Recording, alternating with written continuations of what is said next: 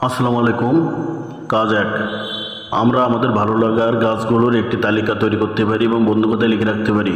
কাজ একের উত্তর, আমরা আমাদের ভালো লাগার গাছগুলোর একটি তালিকা তৈরি করে বন্ধুখাতায় লিখেছি। তালিকাটি নিচে দেওয়া হলো: ফুল গাছ গোলাপ, বকুল, জবা, গাঁদা, অর্কিড; ফল গাছ পেয়ারা, আম, পেঁপে, বরই, কাঁঠাল; অন্যান্য পাতাবাহার, মেহগনি, পলাশ, শিমুল, কড়ই।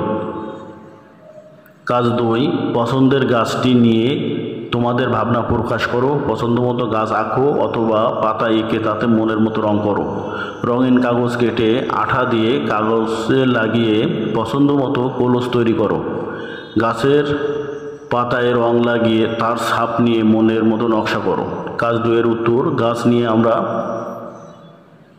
নিয়ে আমার ভাবনা বন্ধুখাতায় নিয়মিতভাবে লিখে রেখেছি। গাছ আমাদের নানাভাবে উপকার করে। গাছ থেকে আমরা অক্সিজেন পাই, ছায়া ও ফলমূল পাই, ঘর ও আসবাবপত্র তৈরি কাঠ পাই। গাছের কাণ্ড ও পাতা জ্বালানি হিসাবে ব্যবহার করি। পরিবেশের ভারসাম্য রক্ষা করা ও প্রাকৃতিক দুর্যোগ রোধে গাছ আমাদের সহায়তা করে। গাছের ডালে পাখির কিচিরমিচির সকাল সন্ধ্যা আমাদের বিমল আনন্দ দেয়। এভাবে নানাভাবে গাছ আমাদের উপকার করে থাকে। তাছাড়া গাছ থেকে আমরা শিখি, শিকড়হীন হলে চলবে না, শিকড়ই তাকে বাঁচিয়ে রাখে। আমাদের শিকড় হবে দেশীয় সংস্কৃতি।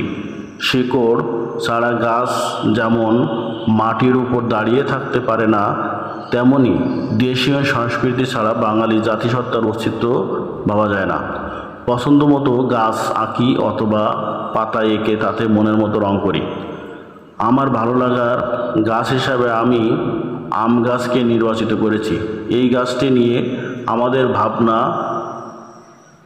নানানভাবে প্রকাশ করতে পারি। যেমন গাছ এঁকে তাতে মনের মতো রং করা হলো।